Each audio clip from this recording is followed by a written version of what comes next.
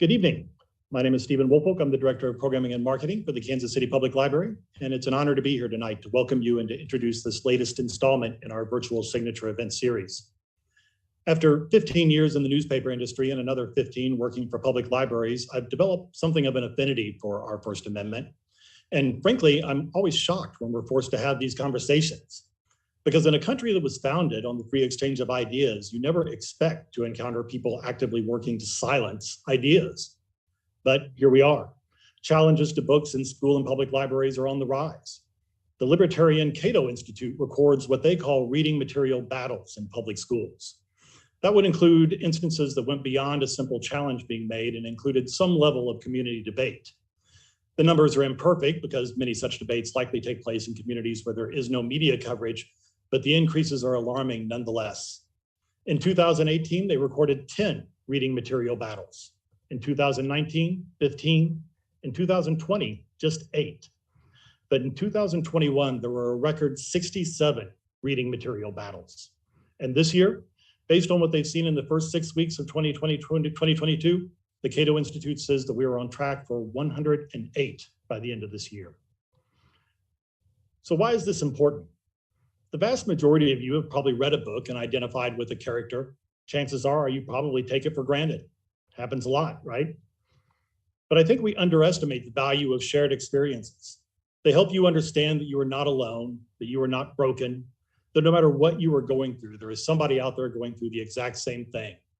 And when you remove books like All Boys Aren't Blue from public or school libraries, when you attempt to restrict access, you are depriving someone of that opportunity to see themselves represented in the books that they read.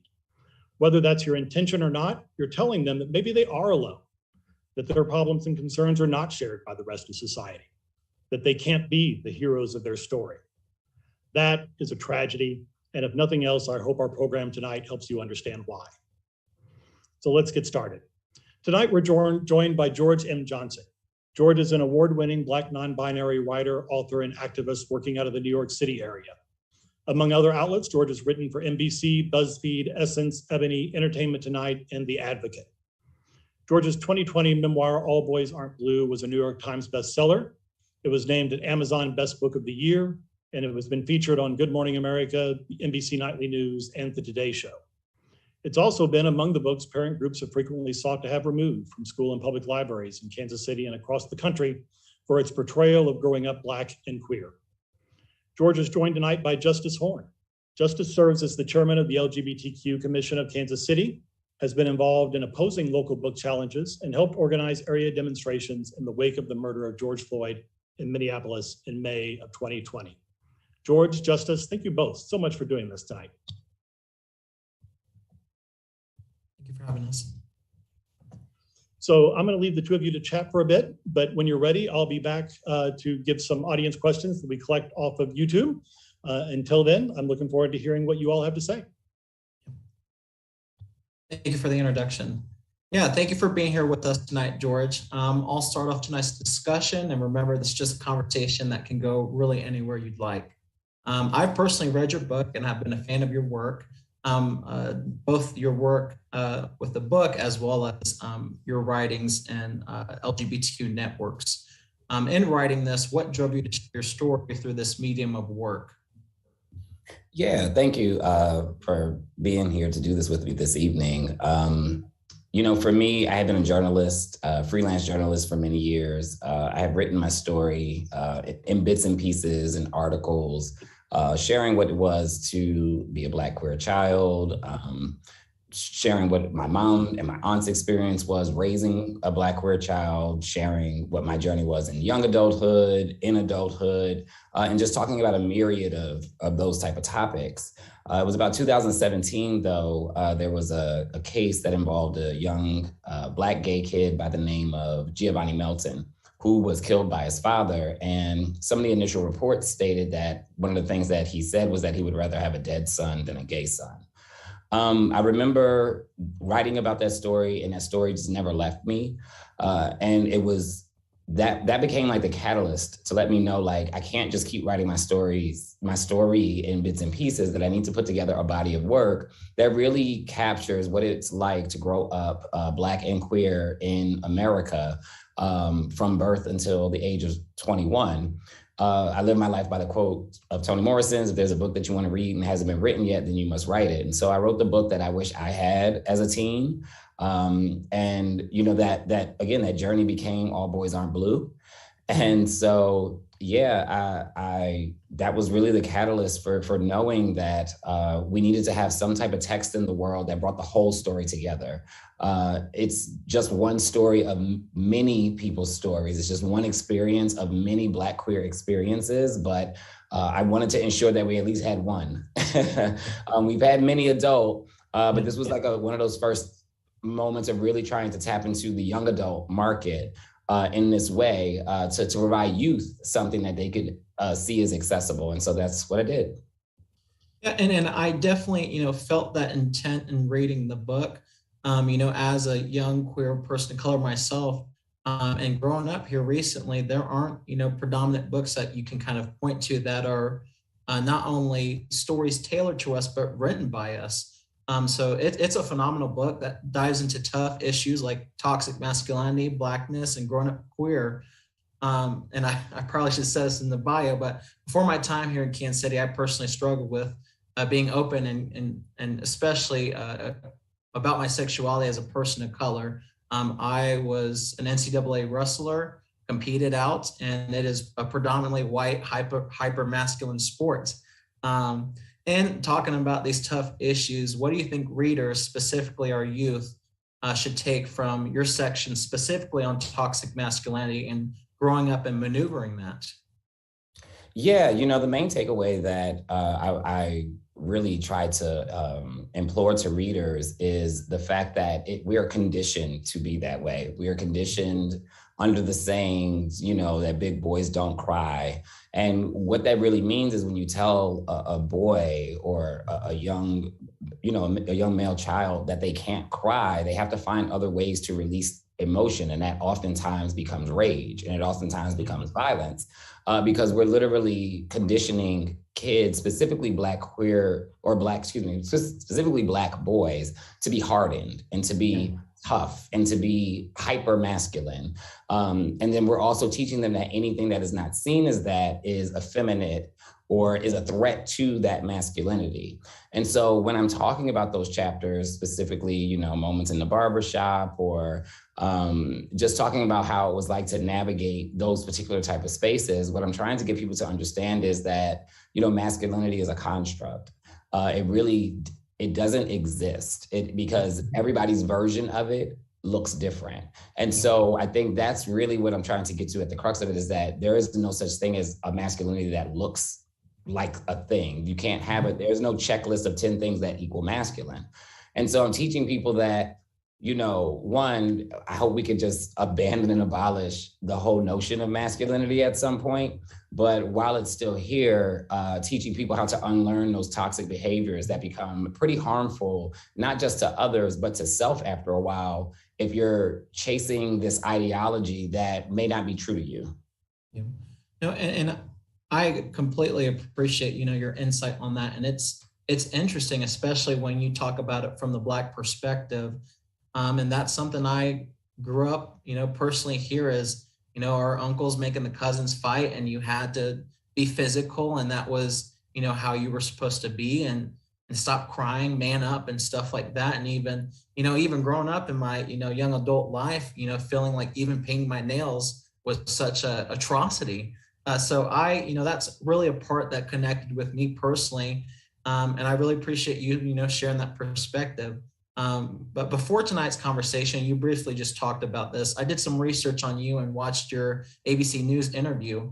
The part that really struck me was what made you initially write this book. And as you stated before, after hearing the death of, that young child, and you talk about that being initially what wrote the book, and his father, someone that's supposed to love and embrace him no matter who he is, saying, I'd rather have a dead son rather than a gay son, was really showed me that you wanted to, in some part, prevent that and prevent, that even environment to continue to happen.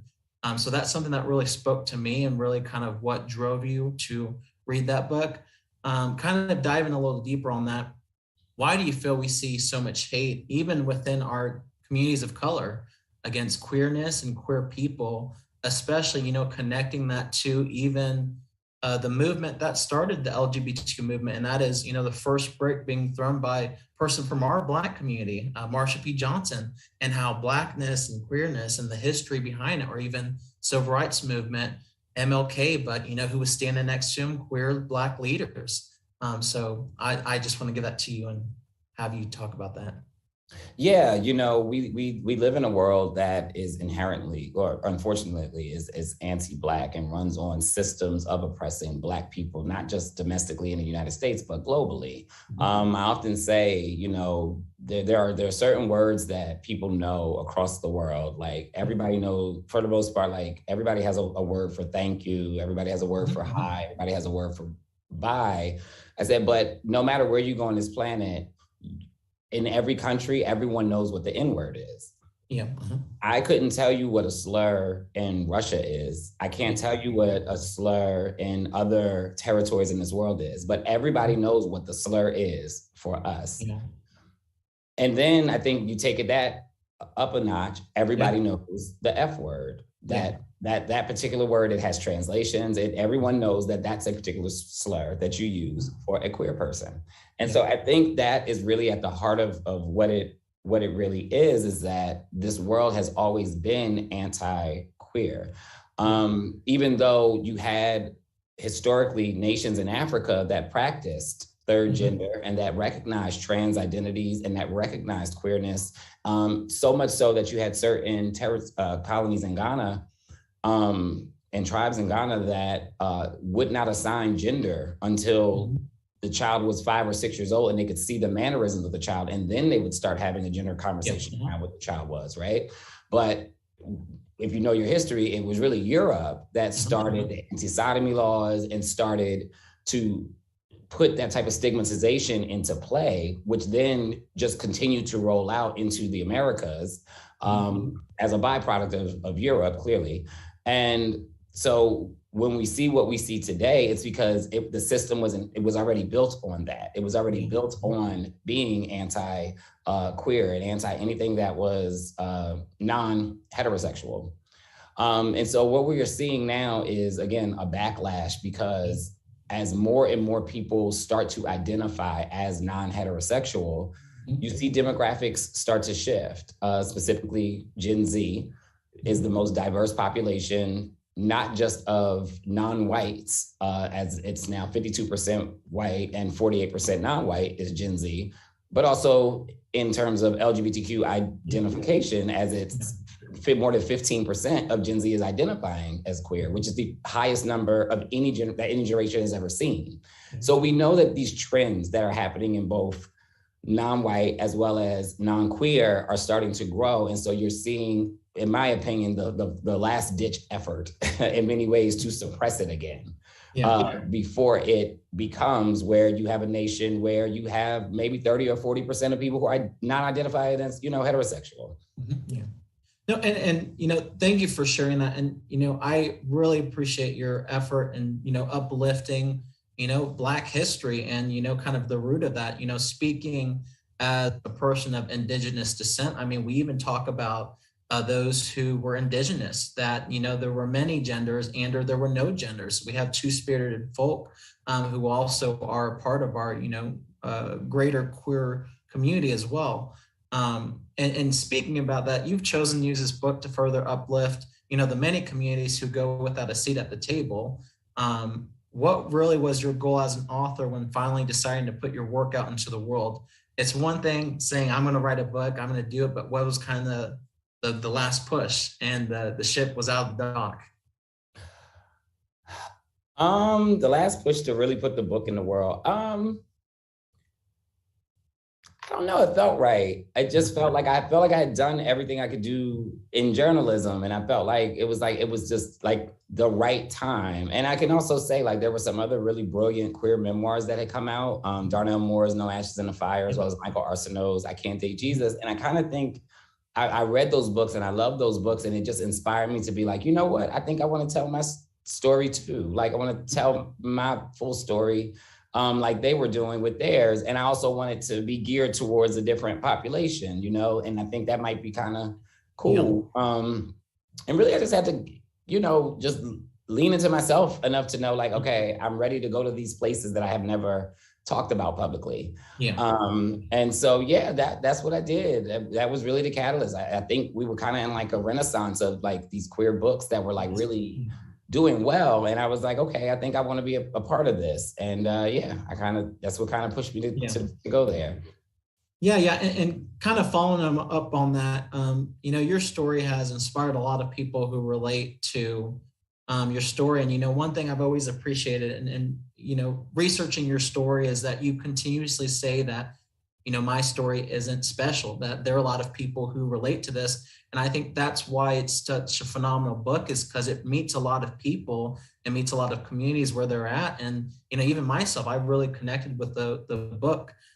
You know, kind of moving forward, do you anticipate this sparking additional memoirs from various perspectives? You know, there are a lot of stories and a lot of communities and people who, you know, have gone without having their story told. And, you know, no matter if you want to say it or not, you're trailblazer. And, you know, how we talk about queerness and the intersectionality of race and growing up in a system that continues to not, you know, allow us to thrive and flourish. Yeah, I mean, I hope so. I mean, that's the ultimate goal really for me. Like, I hope that what I've done inspires others to write their story, but I hope that the proof of concept of what I've done allows publishing to allow people to write their story, because it's a double-edged sword. You have, we know we have people who want to tell their stories, but are there publishers that are interested in it? I think when you have a book like mine that does as well as it does, it breaks barriers in two different ways. It breaks it from the storytelling angle, but it also breaks it from allowing more nonfiction, original first-person storytelling to exist in the world. And so, you know, I've seen a few, you know, books at least be sold and use my book as a comp title. So that feels good that, you know, that my work is being used as a comparison work to potentially greenlight other Black queer stories, you know, maybe from the South or from other territories, you know? So, yeah.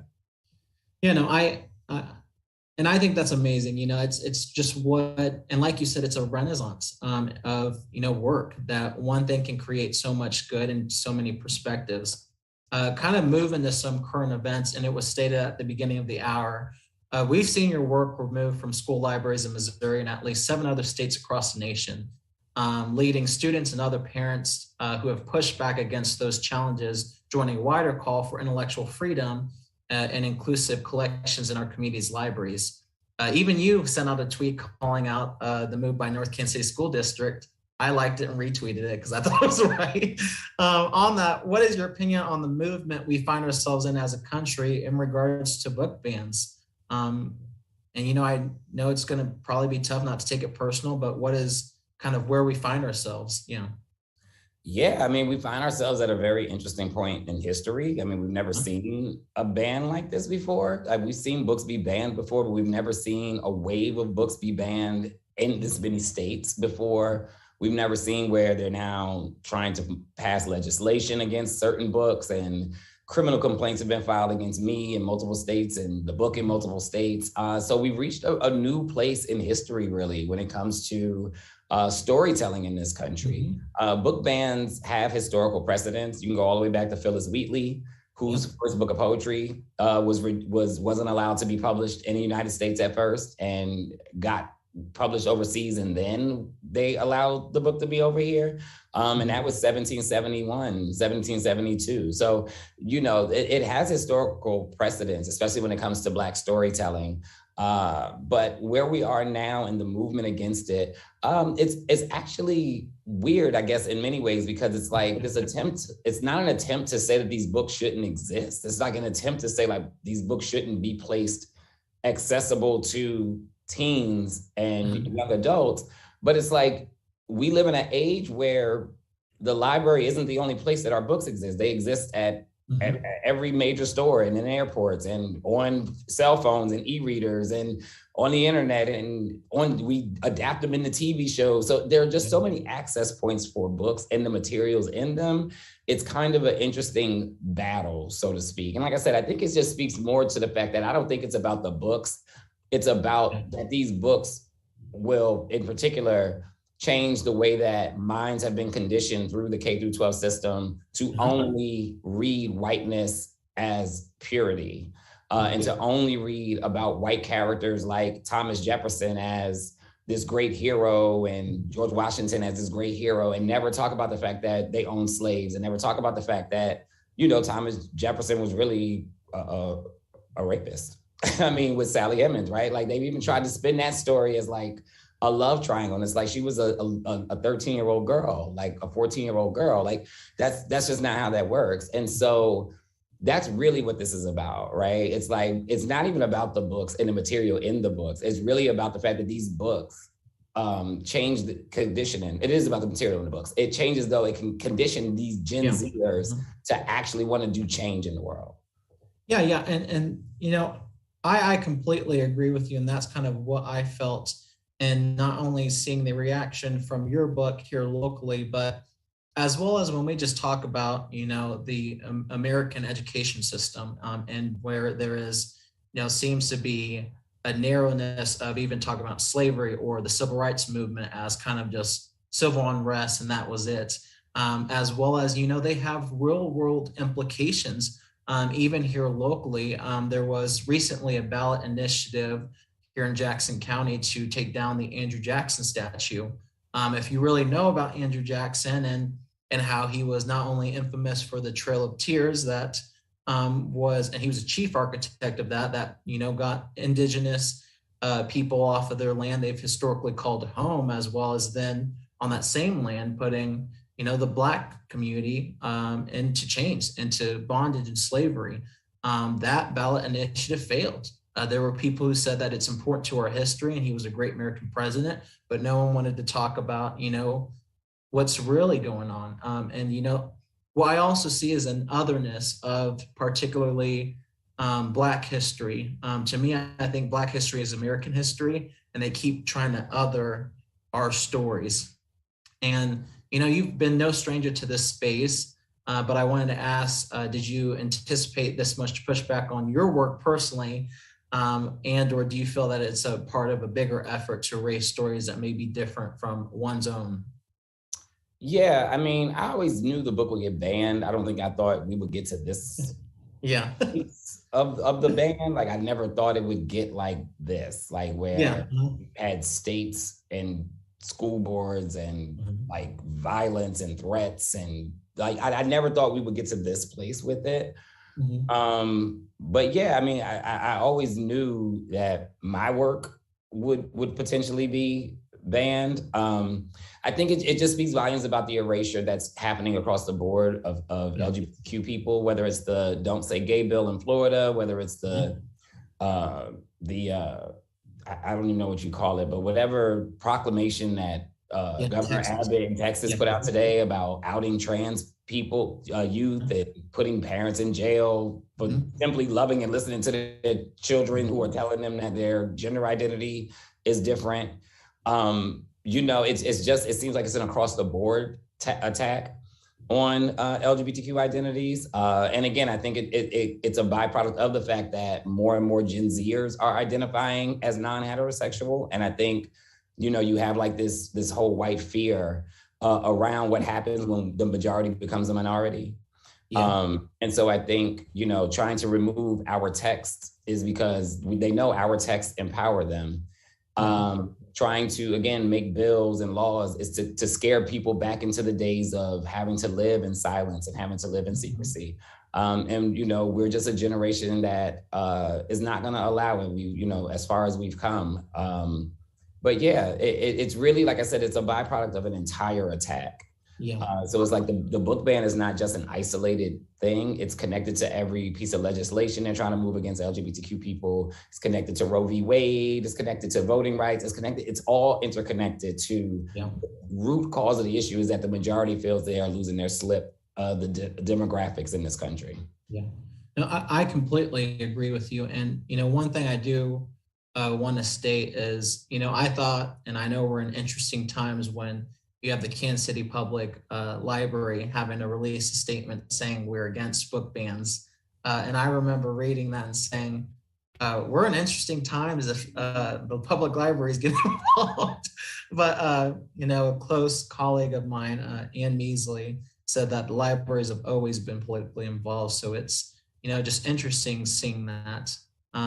You must have a lot on your plate, but what's something you'd like to tell students, activists, and parents leading this fight to keep stories like yours in our community?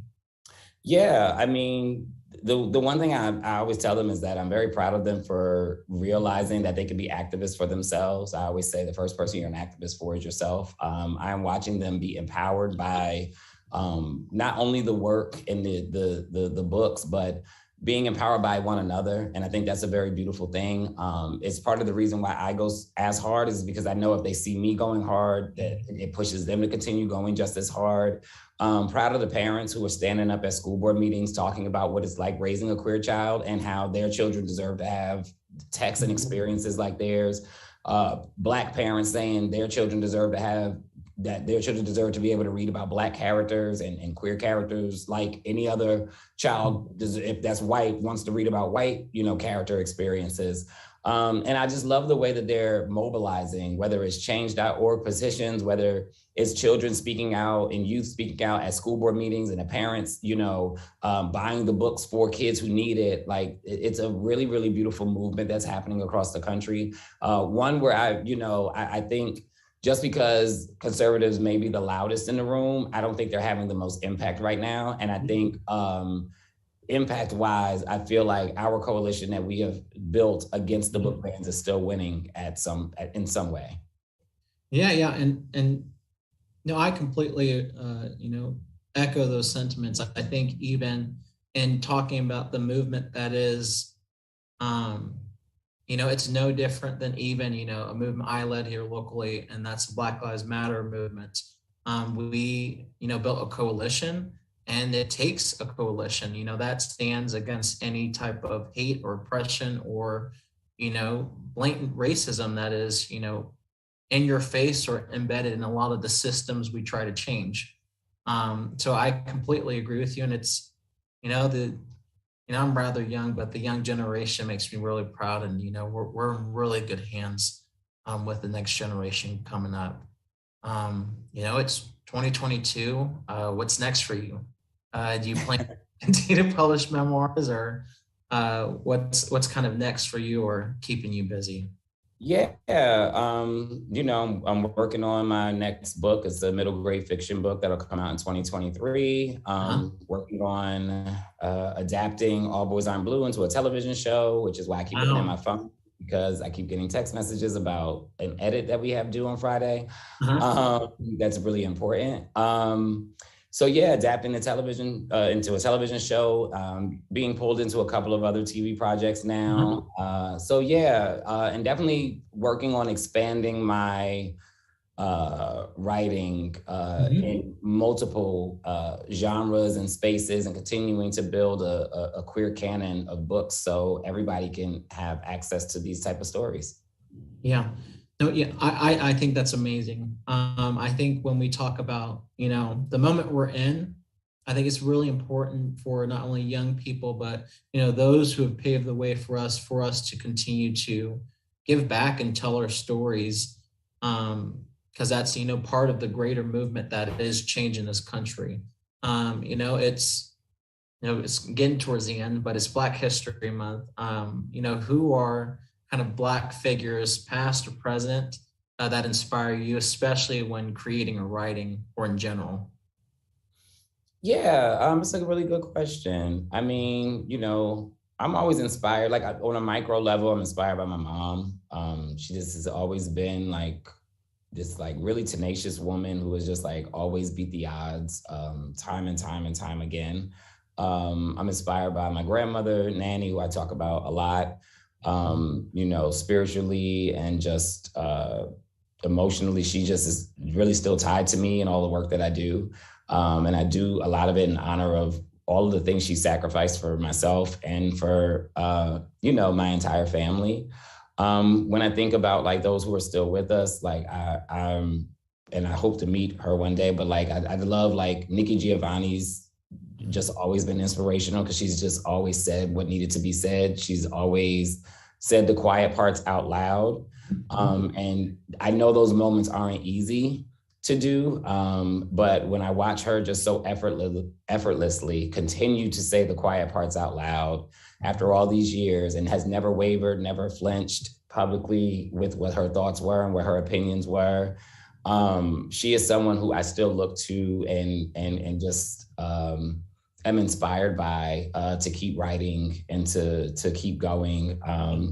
And creatives like Terrell Alvin McCraney, I'm so lucky that I can say he's a friend, but he just inspires me in so many ways with his brilliance and what he's just done to open up the space for me to even have a book like All Boys Aren't Blue. It's partially because of him breaking the space around masculinity and to allow us to even tell these stories. Yeah, those are pretty phenomenal people. Personally, someone who really I look up to, especially in, the activist realm, is Bayard Rustin. And I don't know if you know who that is, but for maybe the viewers, was, to my extent, I think he would have been even bigger than MLK Jr. if there wasn't a portion of the Black community that kind of told him to step aside. We didn't want this movement to be led by, queer man, and really wanted to. So he, stepped back on behalf of the movement, on behalf of, the greater good of the community. But, I think, he needs to be honored because he was a Black queer civil rights leader who, was the number one man at MLK Jr. And I think it's really important for us to honor those people who have continued to be in the background that have always been there. And that's, one thing I think is important in having this greater conversation. I think, and kind of going back to your past, and I appreciate you for sharing that, kind of growing up, what was one of your favorite books? It could be a number of them. I know you briefly said that, if there aren't any writings or stories of yours, write your own. But do you have any that you can point to in growing up? I get asked that question a lot. And the honest answer, and it's funny because it's like, I could force myself to say an answer, but the honest answer is like, no. Like there was nothing, I was forced to read, especially because I went through like the Gifted and Talented program, and like the books I was forced to read were To Kill a Mockingbird, The Glass Menagerie by Tennessee Williams, Invisible Man by Ralph Ellison. I didn't find enjoyment in any of those books, like, Little Women and Little Women. I just like, what was I supposed to enjoy about these characters that had nothing to do with me? As a Black kid, specifically as a Black queer kid, like I really, it's funny, I get asked that a lot, and I'm like, maybe that's why I became a writer, and maybe that's why I became an author, was because maybe subconsciously somewhere I realized that I actually had not read books growing up that I liked. But yeah, then, like you get a little bit like into like your 20s or something, you start reading like Elin Harris and like books like that. And it's kind of like opens up your mind to a different world, where you do see some characters and you're like, oh, okay, I can get with this. But yeah, honestly, I hate to say it, but it's like, yeah, like when we were growing up, there just was not much, like, unless you just wanted to be an avid reader or like, and I read like the 3 Negro classics, like, which I did enjoy that. And my Aunt Munch, she always had books in the house that were from, like, talked about the Black Panthers, talked about Angela Davis. And so I would read those type of texts sometimes. But yeah, it's actually pretty rough. It's really rough. Like, like when you Black and queer, there are just no characters that look like you in any book. And when you were that back in the 90s. So yeah. Yeah. And I completely agree with you. It's one of those, growing up, they really seem like, I know they're books, but they really seem like stories because they seem worlds away. And there's nothing that you can even relate to or even connect with. I say the only book I liked growing up was Gone Girl. I was big into that one. But, other than that, and specifically talking about Blackness and, Black queerness, especially in the Common Core, you don't see that. A lot of things, and to a lot of, kiddos across the country, the Common Core and, continuously having underfunded public education or books, they're not the most forward thinking, text or material. So, I think that's why it's more important to, have public libraries that are offering a lot of, texts and books that, are better equipped to, gear our youth. And, I think with that, it's important for us also to understand, the moment we see, and I agree with your wording is a Black queer renaissance. I mean, you look at the success of your book, you look at the success of, and I know everyone goes crazy about the show Pose, but that community, even here locally, we've always had a ballroom culture. We've always had greats, and it's, it feels like in some extent, our stories are finally being told, and they've always been there. Our communities have always been there. So, with that, I really want to pose to the audience, if you haven't done so, I'd urge everyone to, make sure you purchase or check out All Boys Aren't Blue at the Kansas City Public Library. I'm not going to spoil any of this for you all, but George, without spoiling it for our viewers, what's the most important thing you want people to take after reading your work? What is kind of, the heart of it that you're like, they've gotten it, and this is why I did it? Yeah, that love is, when we say love is unconditional, love needs to be unconditional, especially when you are raising a child that is non-heterosexual. I think that's what the book at the heart of it is. It talks about the dynamics of a family that operated simply from a place of love first and everything else after. And if you always lead with love, a lot of the other things really don't matter oftentimes.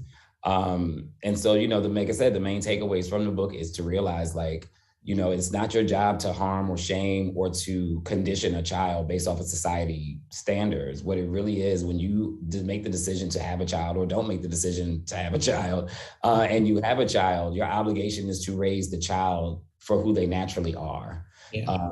Not for the boxes that society try to put that child in. And so I just hope that when people leave the book, they understand that, I wouldn't be who I was today had the circumstances of my life not played out the way they played out. And they played out the way they played out because my family loved me. And I think that's the ultimate thing, is that, it costs you nothing to love a Black queer child. Yeah.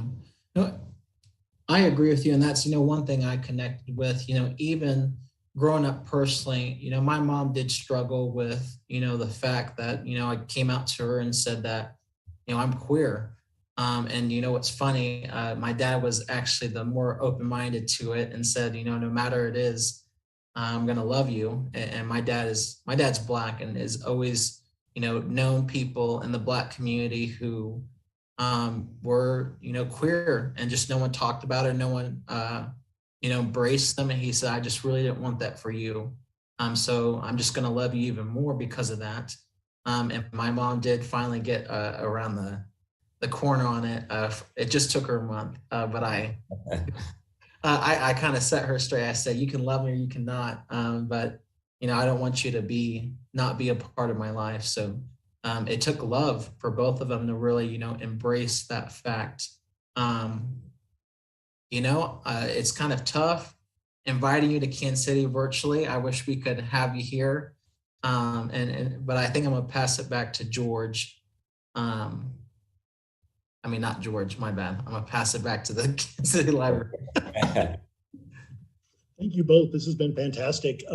We've got a lot of questions and comments on YouTube, and we're gonna get to those. But first, we have a little surprise for George. I mentioned earlier that All Boys Aren't Blue was among the books that have been recently challenged in school district around the area. One of those districts was North Kansas City, where the book was actually removed from the shelves pending a review. That didn't set particularly well with students in that district, who approached the school board and convinced them to put the book back in the collection. And a few of those students are watching tonight here in the room with me from the Central Library. We wanted George to have a chance to meet them and maybe answer some of their questions, if that's okay. Yeah. Thanks for joining us, y'all. Let me get them pulled up here. Give me just 1 second. These are the superstars of the night. Right.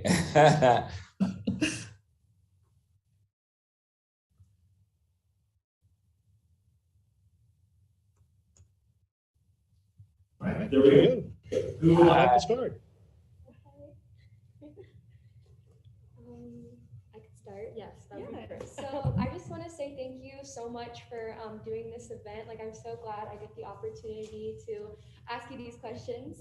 And I'm Catherine Maloney. So my question to you is, what would your advice be to we students on how we can continue to make our stories heard, even when the adults in charge are not offering us support? You know, the most beautiful thing that you all have that I didn't have is social media. And I think watching how Book Talk has taken off and how Book Talk specifically has catapulted books up the bestsellers list, I think you all have like these amazing tools that you can utilize to tell your stories in these really cool, creative ways that I didn't, because my cell phone, my first cell phone, all you could do was text.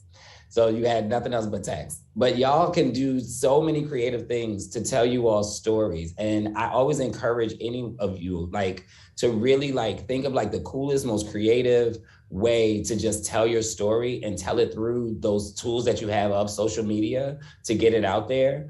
And I also think there's a lot of power still in just writing. Writing your story, and putting it out there for people to hear it and to see it. I still think that's still one of the most powerful tools. I get messages all the time from people who are telling me their stories, you know, indirect messages, and they always ask like, what's the first thing that they should do? And I'm like, write. It's really just about writing. But yeah, I really, really think you all have this amazing tool at your hands between TikTok, Instagram Reels, that you all can really, really put the message out there about how your lives are affected by books, but not only that, what your actual lived experiences are. I think part of the issue with the book ban is that everybody keeps saying these books are too heavy for you all to read. I think you all should tell the truth about what you all deal with every day. And I think it would shock a lot of parents. It may even shock your own parents, right? But I think there's so much power in you all utilizing your voice to say, no, this is not too heavy for me because this is what we talk about at the lunchroom cafeteria every day.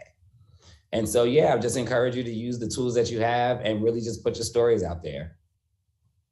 Thank you so much. I want to follow up on that too, George, and clearly state that, you know, no matter, elected official or, people with money or influence, or even myself or George, the books got put back into the library in your all school because of the work you all did. I'm just, being very plain. So I absolutely agree with George and continue to uplift your voice and do it, but it's, y'all were successful. And, we're now having this conversation with those books back in our schools, with these stories being, going to continue to be told by, your underclassmen who are coming up. So you all are doing the work, and I think that's phenomenal. Thank you so much. Phaedra, would you like to go ahead? Yeah, sure. I'm Phaedra Schlagenhoff. So as you said, our attempt at speaking up for ourselves and speaking up about the books that were removed from the libraries and other books that the Northland Parent Association wanted removed. The fact that that attempt was successful, what are your thoughts on that? What can other school districts or students, activists take away from that you think would be key for them to know?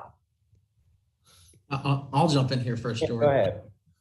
I think it's absolutely important for young people, especially now, to be registering and voting. When we talk about book bans and how this becomes successful, it is very much because of municipal races, not only school board races, but we're now seeing that again, that every election matters. I think when we looked at COVID, we finally started asking, all right, who are our governors, who are our mayors, and who's leadership? In this time when we were fighting these battles, we need to have, clear and good leadership at the local level, from city council to school board.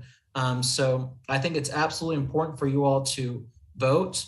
And if you're not old enough yet, register your peers to vote, but very much get involved in the school board races, because what we're seeing is these school bands really be, the battlefields at school board meetings. And then what we're also seeing is complete bans through the state legislature, and that is state rep, that's just Missouri state legislature. So getting involved locally in politics, volunteering and pushing, and even, hosting candidates at your old school and pressuring them. These are public servants, these are people who serve you. So I would say get politically involved, register to vote, register your peers, and hold people accountable. And if they're going to continue to not, be held accountable or ban books, election season right around the corner. It's 2022.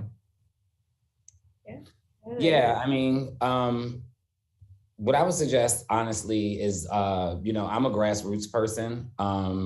Everything I do primarily is grassroots led at this point, just because this is where I'm at with the world. And I just feel like oftentimes we can do things when we coalition together in a way that can't be done through certain systems anymore. And so my advice to you all is to do what you've been doing. The petitioning has worked amazingly. Going to the school board meetings and using your voices and saying what you want to say. What we're doing in Missouri is me, the ACLU, and two of the students are suing. Like, you all have student rights. There was a 1982 federal case called the PICO case that gives you all rights as students to have the books that you want in your high school libraries. There is precedent already set at the Supreme Court level because of that. And so if they are pushing y'all in a way that goes too far, contact your local ACLU and fight back through that very same system. We're gonna win in Missouri, I have no doubt, because we have the precedent on our side. And I'm also watching other students in Texas are now getting ready to sue as well. So just don't be afraid. That's really the thing. Like, don't be afraid to challenge them with the strong arm. And, if y'all have just as much power, they have the voice, but you all actually have the power and precedent behind you. So don't be afraid to utilize it. Yeah, awesome. Thank you. Devin, would you love to go next? It's gonna go fly. I'm Devin Kistler, and I guess I want to know when the books were first being banned and pulled from libraries across the nation, and movements are being started. I want to know what your initial thoughts or reaction was to that. Yeah, so when I think Kansas City, Missouri, I think was the first city to try, or first territory to try and ban my book, I thought it was funny. I laughed. I just thought it was it's 20, the book had already been out for 17 months. And so I just thought it was kind of funny. I was like, I thought y'all would have caught me a lot longer before now, but okay.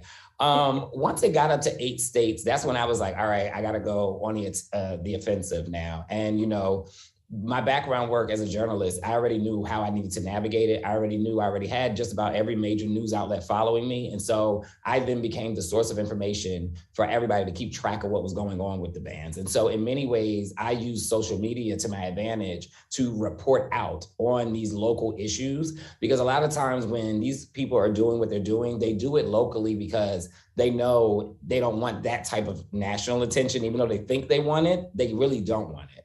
And so because they were trying it, I said, well, I'm going to give you the attention you're looking for. And so putting it out there constantly was my thing, and continuing to still talk about it and speak about it publicly is my thing. That's just in my wheelhouse. And so, yeah, watching and talking to the students, because a lot of students were basically starting to direct message me. Parents were direct messaging me. The librarians were like, George, how do we do this? What do we do? And I was giving them advice. I was like, go public. Talk about it. I'm going to share this tweet on this day. I'm going to talk about this one. Send me the story. Send me everything y'all got. And I'm just going to keep putting it out there. And that really was what it was. It was about amplifying their voices. putting their petitions out there and making sure that, you know, other people knew what was going on. But I just was proud. Like at no point did I ever feel like I couldn't take this on. And watching the students be inspired by me and then me be inspired by them, it just became like this cycle of inspiring one another to keep going and to keep pushing forward and to keep pressing ahead. And so, yeah, they gonna keep going, so I'm gonna keep going because Iowa's trying to pass some bill and I'm not letting it happen. So I'm gonna keep going, and as long as the students feel empowered enough to want to keep going, I'm going to keep supporting all of the students in every way I can. Thank you. So I'm Gracie Cates, and we've had this conversation about book banning in our school classrooms, and a lot of us have come to the conclusion that the book bans and all of this national media coverage has actually bolstered the popularity of novels like yours. So what do you think about how, like, has your novel gained popularity over the recent months? I mean, yeah, I mean, it hit the New York Times bestseller list 2 weeks ago. So I would say it's a pretty popular book. And it just got a 9th reprinting order, and I'm going into 2 more languages. Honestly, though, it's interesting. The book was actually pretty popular, like before all of this. Like it was still doing very well. But because of this, yes, the book is now on the radars of a lot of people who never knew that this book existed for them now know and now have it.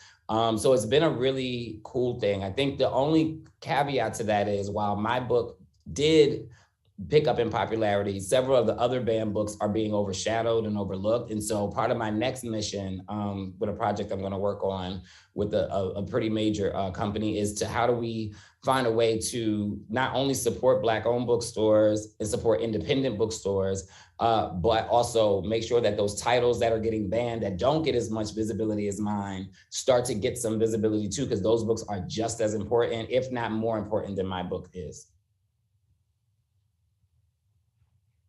Okay, we'll do the final question. I'm Khaled Gonsalves, and I would like to know from you, why is it important for queer students to have access to queer books? Repeat the first part. Why is it important for queer students to have access to queer books? Got you. It is important for queer students to have access to queer books because I can honestly say you don't know you exist in the world until you know that someone else in the world exists like you. And I can honestly say that me growing up I was in proximity to queerness, but I still didn't feel someone who was living an experience that was like mine. I had no one I could share my experience with. I had no one that could be my best friend that was also going through the same thing I was going through. And so when you don't have it at home, you don't have it with your friendships, and you also don't have it in literature or your text that you're reading every day, you can feel very isolated and alone when realistically there are so many of us who have lived this life and have the same experience. And these books that tell these queer stories, they allow students to feel seen. It validates their experiences. It validates the emotions that they are going through while they are questioning their identity or while they are exploring their identity. To read about someone else's exploration helps them to explore their own. And so it's extremely important that queer students have queer text, because again, we are conditioned through this lens of heterosexuality, and that box is just something we were never made to fit in. And all of the things that we do, how we live our lives, how we navigate our lives, the choices we make, they look different at times. And we need to read about experiences from those who are our ancestors and who are our living, breathing embodiments of queerness for the guidance. And we deserve to be able to have our advisors and our guidance the same way that any heterosexual kid can look to any leader and get their guidance. We deserve to have queer people that we can get our guidance from and get our voices heard from too. Thank you. Absolutely. All right, thank you very much. Really appreciate you all doing this for us. We do have some YouTube questions that I wanted to go over and some comments here. For starters, the most popular is we've got several people asking if you can explain the blue in the book's title. Yeah, so All Boys Are Blue. So 4 reasons that I gave that the title. The first is the most obvious, which is the whole notion of the gender reveal. Boys are blue, girls are pink. I'm simply saying all boys are not blue. So, because I'm clearly not. The second thing is I grew up in what you would call a blue family because my father was a police officer. And so I grew up with a very interesting understanding of policing, knowing Black cops, while also being taught that white cops were not Black cops and that Black cops could also be anti-Black. You know, having that experience when I grew up in what you would consider a blue home. The third is just to pay homage to Moonlight. You know, Black Boys Blue and Moonlight. You know, it's just to pay homage to what that movie meant to me, what Terrell Alvin McCraney means to me, what their work means to me. And how that was part of the inspiration for me to even write my story and watching that. And then the fourth is there's a character on Queen Sugar that was named Blue, who used to have a doll. And I thought that that was one of the most impactful storylines I'd ever seen in many ways on television, because it wasn't about whether Blue was queer or not. It was about that as a child, what they let him have a doll was a child thing. But as Blue got older and still had the doll, it became a thing of questioning his identity, when that should have never been the reason to question the identity of Blue. And so it became a very interesting, powerful storyline. And so that's where the blues come from for All Boys Aren't Blue. That's my movie, Moonlight. We have somebody else here who mentions that they related to your story of gravitating towards the girls at recess doing double dutch. And I wonder if you can talk about those earlier years and maybe those stories and how they might relate to students, youth today. Yeah, I mean, I think that story was important to put into the book because it was like, I just was a kid who liked double dutch. I shouldn't have been judged or my sexuality questioned or my gender identity questioned or anything like questioned about me simply because I like jump roping. And I think those stories basically talk about how we have conditioned children even to think that, you know, girls can't play football, girls can't play baseball, girls can't do that, but boys can't do double dutching and boys can't do this and boys can't do that. And it's really like, we really strip and rob children of the things that bring them joy for no reason other than society has created a binary standard of what a boy and a girl can do, even to have fun. And I also liken it to the whole, we'll buy, you know, a little girl a tea set, or we'll buy a little girl an easy bake oven or a kitchen set, but we won't buy a boy those things. And it's like, do boys not need to know how to cook? Do boys not need to know how to clean? Like, think about what we're actually doing when we're conditioning. We're conditioning them to take care of a household, take care of a baby.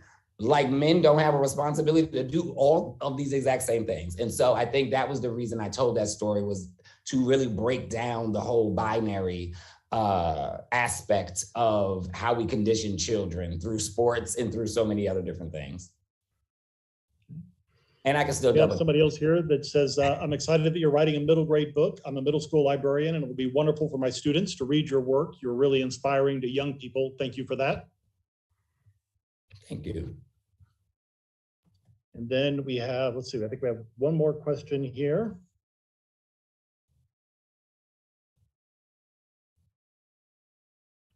There you go. How did you decide what stories would specifically resonate with young people as opposed to what you might have included for a general audience? Yeah, I mean, story choosing is always hard. The one thing I learned is that's why I have a second book, is because some of the stories that didn't make the first book went into the second. So that was the one thing I learned. But I think in choosing stories that I felt would resonate with young people, I chose, it was easier for me to choose those stories because I knew which ones had the most impact on me as a young person. And so for me, it was you know, when I'm telling these particular stories, I know these stories will have an impact on young people because they had an impact on me, but I had never had the opportunity to read about these type of stories that had an impact on a person before me. And so if I become one of the change agents who's putting these particular first type of stories in the world, I know that they'll have an impact because you have people who have existed who've never read stories like this, even if we've had all of these same experiences. And so it was really about just going through, you know, my childhood and young adulthood, and really finding like those pivotal moments, like those things you never forget, right? Like, I think, you know, it's like someone will come to you and say like, do you remember this? And you're like, no, I don't remember that. But you always have memories that for some reason you have never forgotten. Like there are certain memories that you just have never left your mind when a whole bunch of other ones have. And so for me, that's really where it came from. And a lot of those stories were the memories that have never left me, because there's a reason they had never left me. And that reason was that they needed to be fully fleshed out and told for a reason. Before we wrap up, I have one more question that I wanted to ask you. There's a lot of comments in the YouTube chat, and I hear a lot of people talk about how when books are challenged, you know, it actually puts more eyeballs on those books a lot of times. And that's true. But these actions also run the risk of silencing other voices, people that won't write their book because of this. Can you speak a little bit to the dangers of that? Yeah, you know, censorship it's tough. It is a double-edged sword, right? Because even the authors now who are going through it, a lot of them are afraid to speak, you know, because it's a lot of pressure. It's a lot of weight to be defending something that you wrote that is now being twisted into something, you know, nefarious. And, you know, my only thing is like, I just hope that, and again, I think that's also why I go so hard and I'm so public about fighting for my story, because I don't want people to be discouraged by the attack. I want people to be inspired by the response. And so that's the reason that I continue to say I'm going to fight for my story and other stories like mine and other stories being banned. And we're going to keep pushing because I want people to see that. I want people to see the fight for our storytelling, not the attacks against it. And you know, if I'm quiet, then we'll be drowned out by the attacks against it.